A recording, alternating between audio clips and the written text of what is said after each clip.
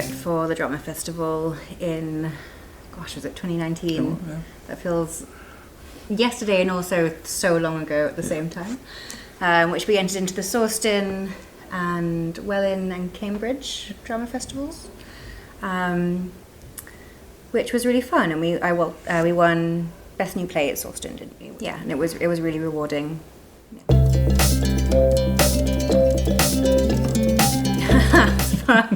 For a long time. I started writing it in 2015. I actually remember the moment I decided I was going to write a script.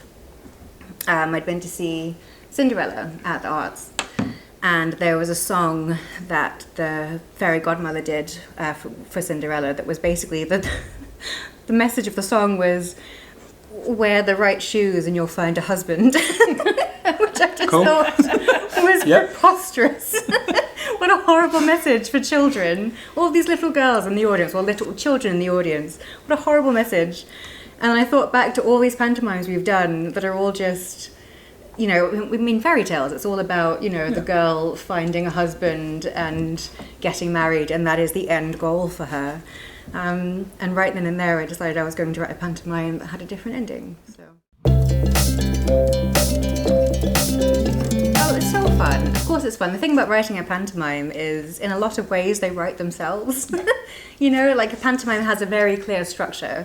Even though I was trying to get, you know, a different ending for our heroine, you still have, you know, you have the opening scene where everyone gets introduced, and you have the speeches, and you have the jokes, and you have the standard, you have the slapstick scene, and you have the baddie scene, and all of that. You know, it's very... For me, you know, I've written things where I've tortured myself trying to do things, and with a pantomime, it's just, I found it so enjoyable and so rewarding as well, and being able to see it sort of come alive has been, it's been joyful. Really good. I'm terrible. I can't stop editing. Really? I edited it today, and we're halfway through rehearsal. I turned up and found the guy playing Proteus and said, "So you have 3 new lines." But we were supposed to put it on years ago. Yeah, 2020 was the original performance date. Fish puns write themselves. I think that should be the quote. It's been amazing. On the posters. Yes. Fish puns write themselves. It's been so fun. To the point, as I said, today I turned up and I was like, I didn't have this pun in there. Let's put this pun in.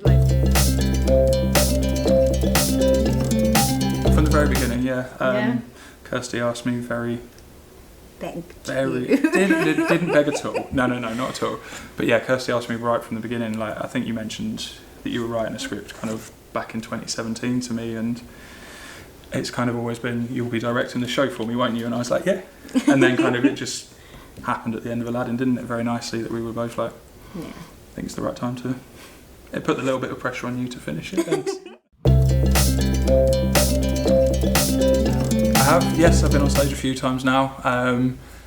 Been kind of like nice chorus parts, kind of keeping, kind of, I've always been kind of getting ready for choreographing and directing the panto that's following that show. So it's kind of like being in the chorus is a nice way to stay involved with the society and give me that time to start kind of doing all the planning and prep work that goes into kind of putting on the panto and making sure that everything's ready for that come September, because September rolls around very quickly, doesn't it? And it's funny with this, isn't it? Because technically we've had years. We've had an extra 2 years, haven't we, to be on top of it.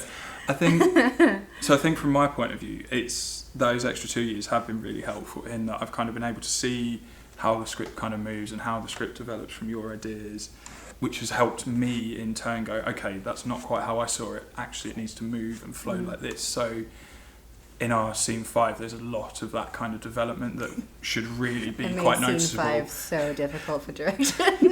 I'm amazed we're still friends. Written down on a piece of paper, you look at it and you're like, okay, we'll get there. But when it's up and moving, it's like amazing. You just realise how quickly and flowing it is.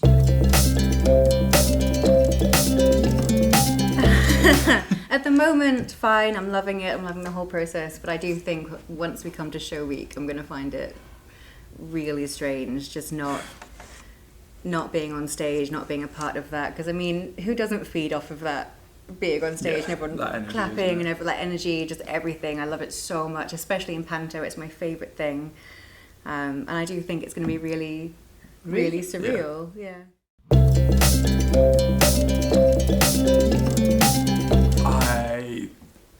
It's a combination of many things. I think it's now knowing that group, kind of it's what we now, kind of my 4th year with the group, or 4th year doing shows with the group, but kind of 5th, 6th year now, I can't do maths that quickly. It's knowing them, and I think they're starting to know me as a choreographer as well, so they kind of understand when I go, well, you're just going to kind of look a bit like this and wave an arm sort of over here.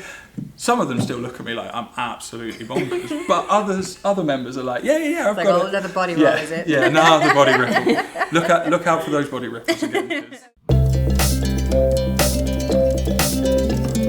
I think that's been a real positive having you write it, is that you know the audience as well, because you've been a member of the society for so long, kind of knowing know what they love, what we enjoy, what we like putting on, what what our group likes to do. Yeah, you've been able to play with that and make something really, and a very really unique, very talented group of performers. I think it's just very strong.